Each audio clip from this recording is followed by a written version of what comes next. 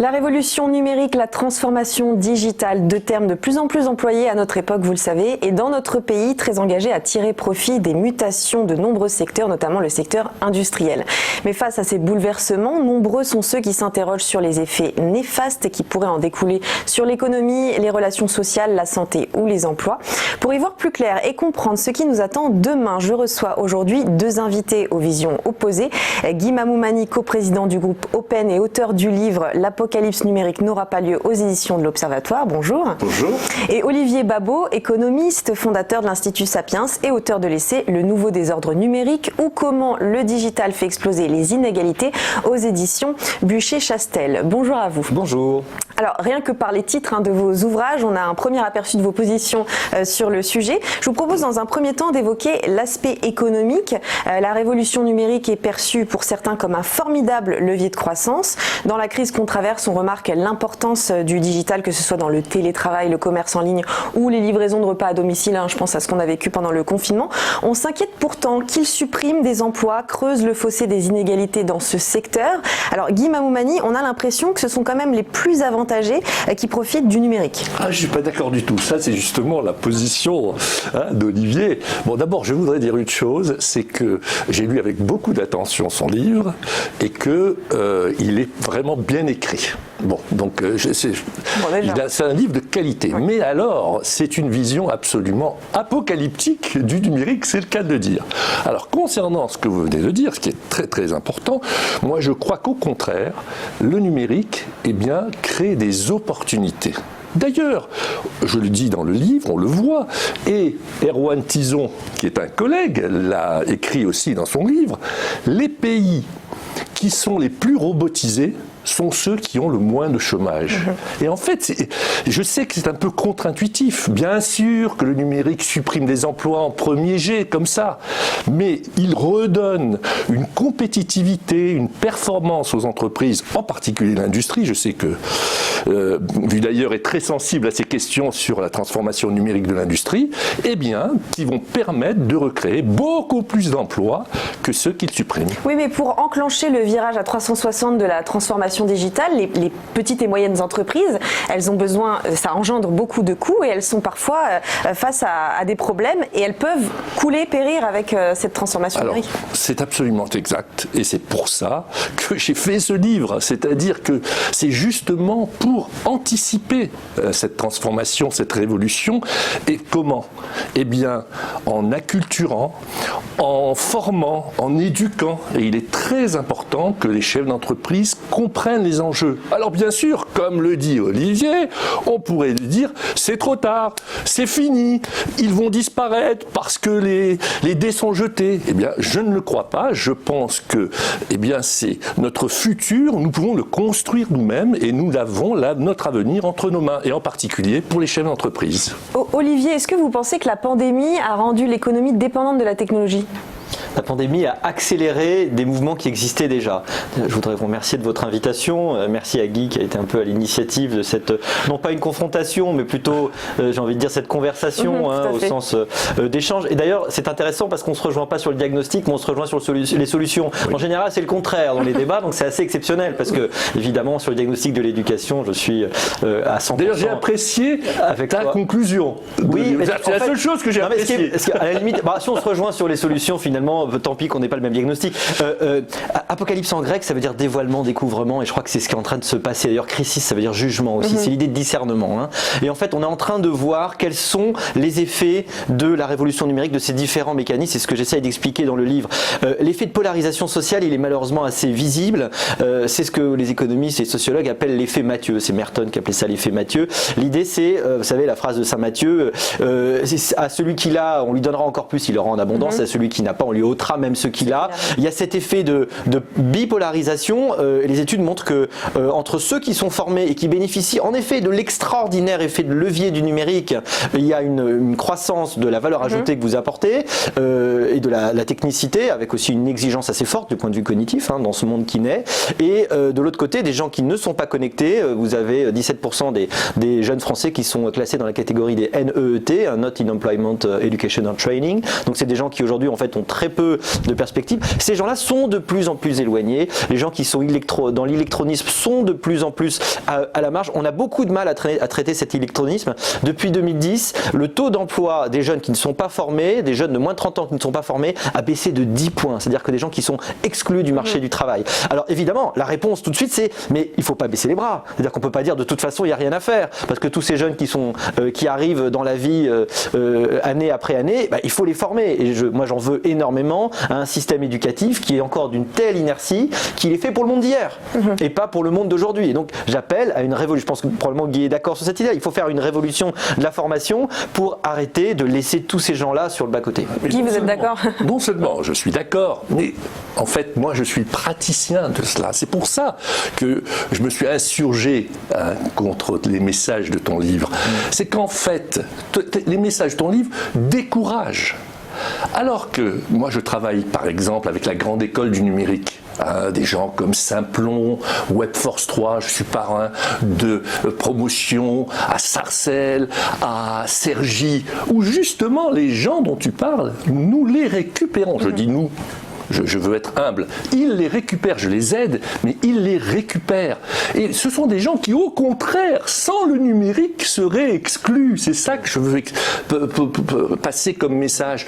En fait, les décrocheurs, ce n'est pas nouveau. Ce que tu dis, qui est parfaitement exact, ce n'est pas nouveau. Il y a 150 000 décrocheurs chaque année. D'ailleurs, c'est un des débats que j'ai avec mon épouse, qui est inspectrice d'éducation nationale, qui évidemment est fière du travail de l'éducation nationale. Je dis, enfin, quand même, le résultat, c'est quand même 150 000 décrocheurs par an. Et là, qu'est-ce qu'on voit? La grande école du numérique qui va dans les endroits les plus difficiles et qui forme, grâce au numérique, des gens à 80% avec 80% de succès. Donc, le numérique, au contraire, est une magnifique opportunité. C'est un peu la seconde chance pour les jeunes de quartier aussi. Vous en parlez dans votre livre. Une des écoles s'appelle l'école de la seconde chance. Vous avez raison. Alors, on a parlé donc de l'impact de cette transformation numérique sur l'économie, sur les emplois. Dans quelques secondes, on revient pour parler de l'impact social du numérique sur nos vies. Bonjour à tous et bienvenue dans notre émission Entreprise et Innovation, votre rendez-vous innovation, développement économique et enjeux du digital sur TV Finance. Tous les jours, TV Finance met en lumière une société, un projet, des hommes et des femmes qui font l'entreprise d'aujourd'hui et de demain dans un monde en perpétuelle évolution. Pour y participer, contactez-nous sur tvfinance.fr.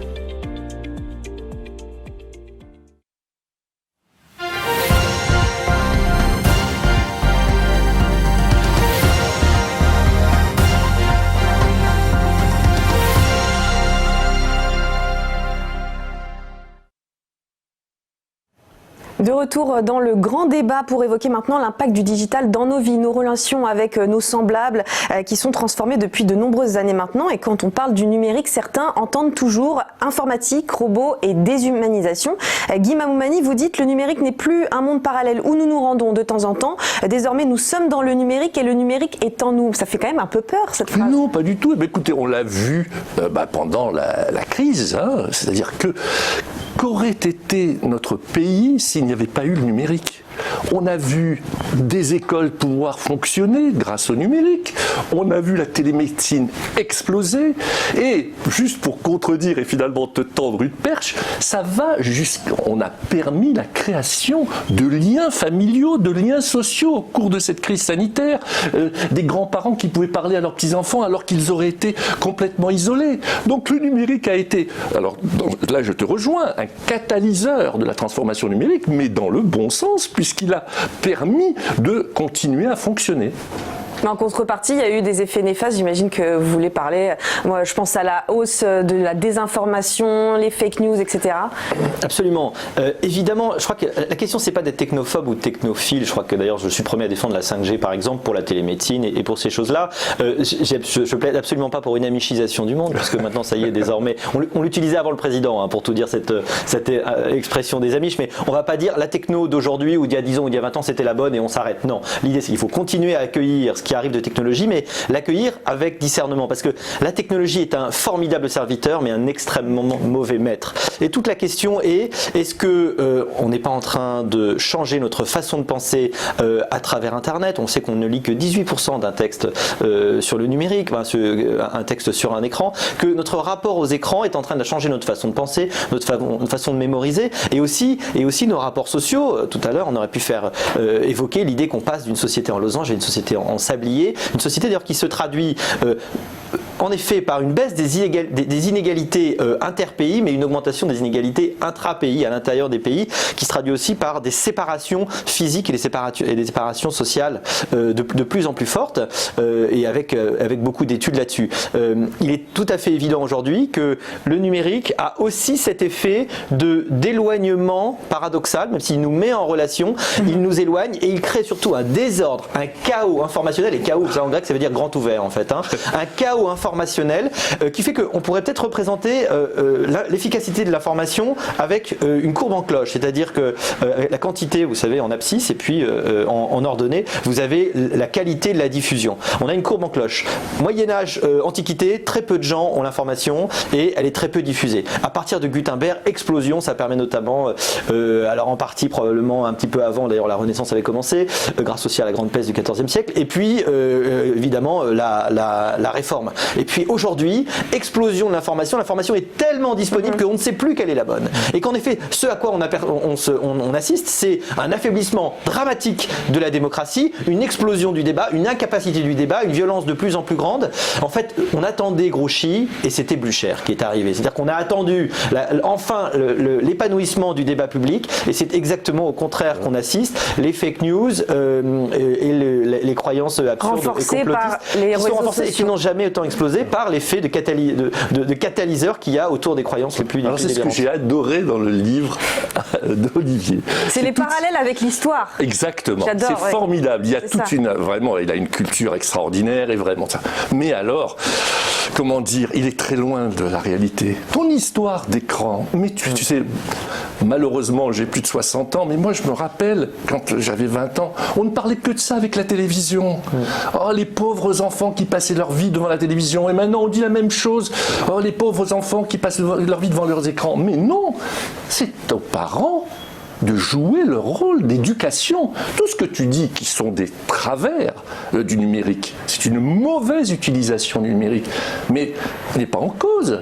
Aux parents, à la société, de faire le nécessaire pour justement avoir une utilisation harmonieuse du numérique et qui éviterait ça. C'est difficile d'y échapper. On a l'impression que ces entreprises titans dont vous parlez, les GAFA, les réseaux sociaux, etc., ils ont un poids considérable sur même la politique d'aujourd'hui dans le monde. Je suis absolument d'accord. Et je vais dire par exemple une chose que souvent les chefs d'entreprise ne défendent pas, qui est le RGPD.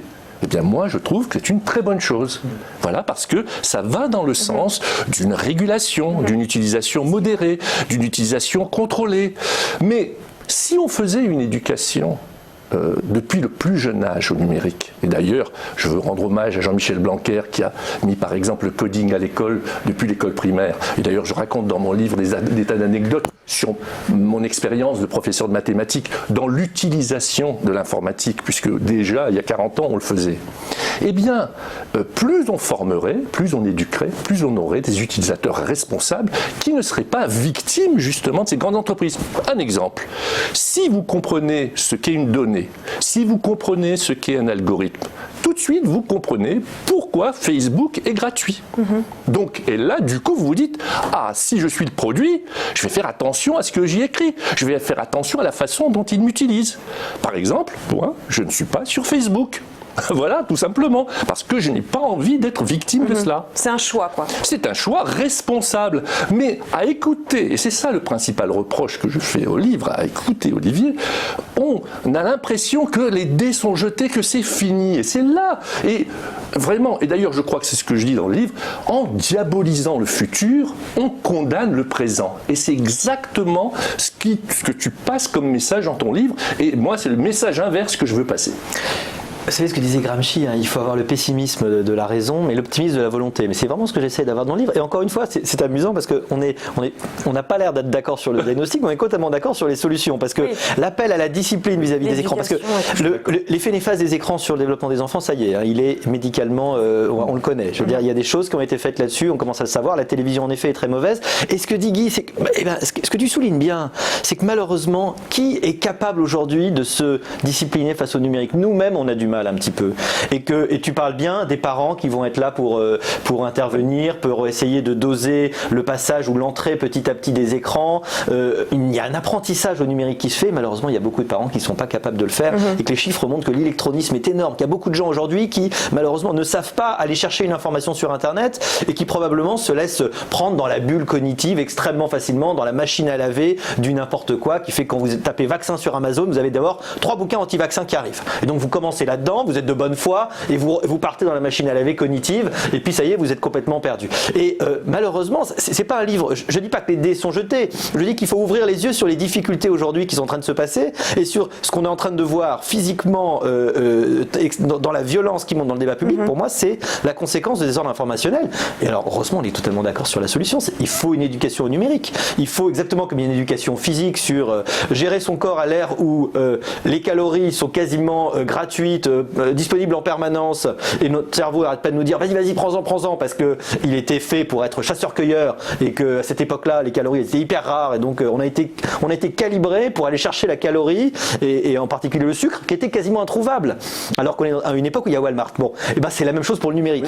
Est-ce que tu reconnais qu'aujourd'hui, quand on tape numérique sur un site de recherche, on va voir, comme tu dis pour les vaccins, 10 bouquins qui sont négatifs par rapport au numérique, dont le tien. Et d'ailleurs, j'aimerais bien qu'on tombe directement. Oui, en tout cas, il y en a 6 qui viennent de sortir, je les ai comptés, exactement avec cette vision apocalyptique. Mais si on est nombreux à penser la même chose, est-ce que ça ne veut pas dire que quelque part non, comme je l'ai dit, l'apocalypse est apprécié par le populisme. Quand on annonce les choses négatives, on est beaucoup plus intéressé mais c'est tout à fait vrai. D'ailleurs, je les choses positives. Mais moi, j'ai aucun plaisir vraiment, moi j'adore les bonnes nouvelles, j'ai aucun plaisir à critiquer et j'aime pas m'opposer. Alors vous voyez, vraiment, j'ai plutôt forcé ma nature dans cette histoire et je suis pas du tout là à dire que c'est absolument foutu. Je dis juste qu'il faut ouvrir les yeux sur les difficultés qui sont absolument réelles. Pourquoi lors de la dernière interview que tu as faite, je crois que c'est sur l'Institut Sapiens, vous avez appelé ça l'horreur numérique? Tu vois, c'est ça que vous passez comme message et c'est ce que je reproche parce que finalement la France, qui déjà n'est pas très en avance, en particulier dans, je l'explique dans le livre, dans l'économie. La transformation numérique des entreprises, des PME est un vrai sujet sur lequel il va falloir vraiment agir, en particulier dans l'industrie. Vous savez que j'ai fait un papier dans vuedailleurs.com pour encourager la transformation numérique des industriels français parce que je pense que c'est finalement leur seule solution. Eh bien, lorsqu'on leur présente le tableau apocalyptique que Olivier et bien d'autres sont en train de faire, on les décourage. Pourquoi est-ce que je vais rentrer dans cette société que tu décris? Alors que moi, je préfère dire, écoutez, en tant que responsable de votre entreprise, en tant que responsable parent, en tant que responsable citoyen, vous pouvez construire un numérique harmonieux, constructif. Et alors, tu parlais de pessimisme et d'optimisme. Alors moi, je préfère avoir un optimisme sans angélisme, parce que je suis conscient des risques que tu évoques. Mais en tout cas, je veux encourager à rentrer dans ce nouveau monde. Alors si vous voulez bien, on va maintenant s'intéresser à un dernier thème, parce qu'on pourrait en parler des heures, mais c'est vrai qu'il y a un thème important, c'est la finance. On va voir ça tout de suite. Pierre et Jean utilisent eToro pour investir sur les marchés financiers. Pierre fait des recherches sur les opportunités d'investissement international. Jean fait des recherches pour savoir comment devenir sorcier de niveau 60. Pierre suit les flux d'actualité pour connaître les dernières infos du marché. Jean suit le flux d'actualité pour visionner les dernières vidéos de chats. Pierre dispose d'une liste de favoris pour les investissements prometteurs. Jean a également une liste de favoris. Alors comment se fait-il que Jean soit aussi bon investisseur que Pierre? C'est parce que Jean utilise la fonction CopyTrader d'eToro pour reproduire automatiquement l'activité de trading de Pierre. À chaque fois que Pierre accomplit un trade, Jean en a fait autant. Trader comme Pierre avec eToro, le leader mondial des plateformes de trading social.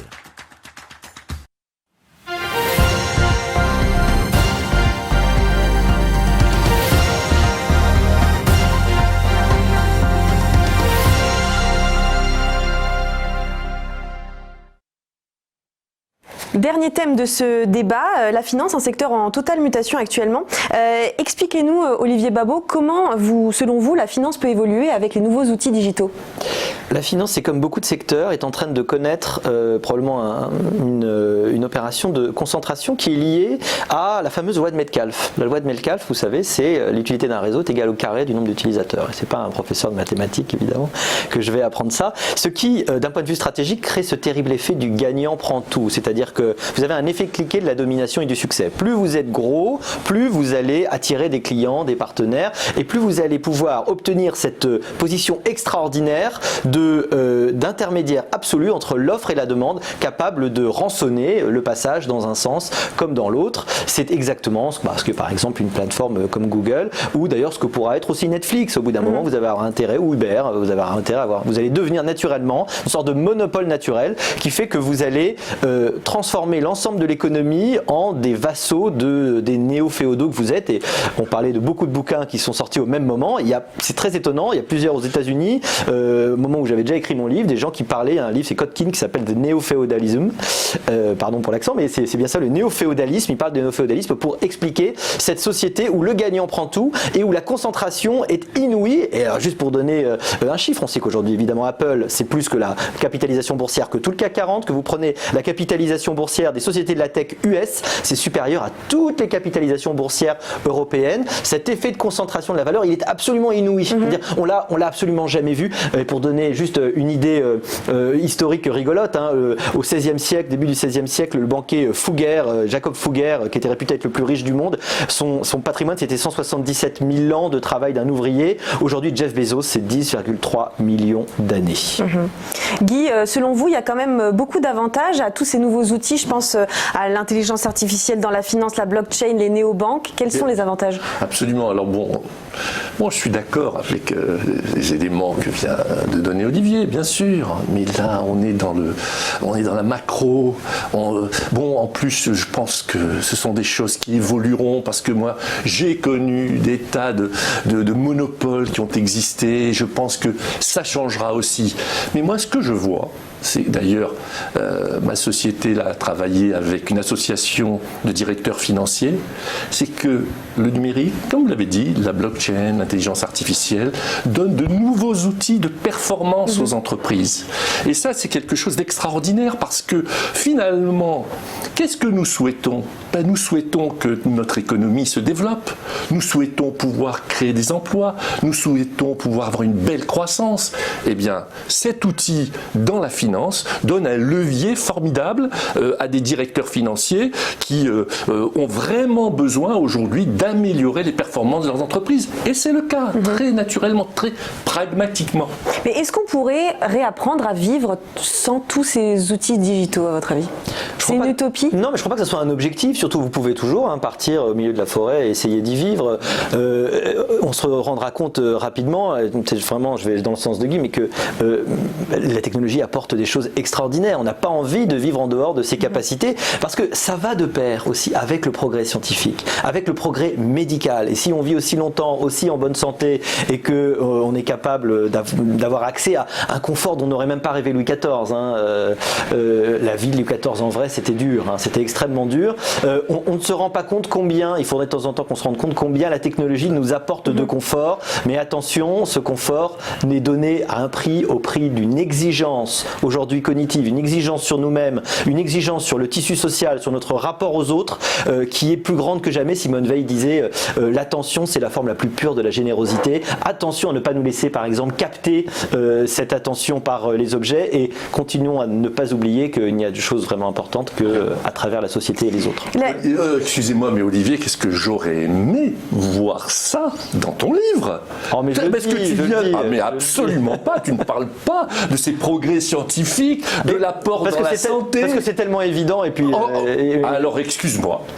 Pour moi, c'est tellement évident. Dire, voilà, mais malheureusement, c'est loin d'être évident. Et c'est c'est ça qui m'a motivé à écrire le mien. C'est que justement, à force d'entendre ces Cassandres, dont malheureusement tu fais partie maintenant, je me suis senti obligé d'essayer d'équilibrer un peu. Mais en disant quoi? En disant exactement ce que tu viens de dire. C'est ça qui me surprend. Alors je t'attends sur ton prochain bouquin.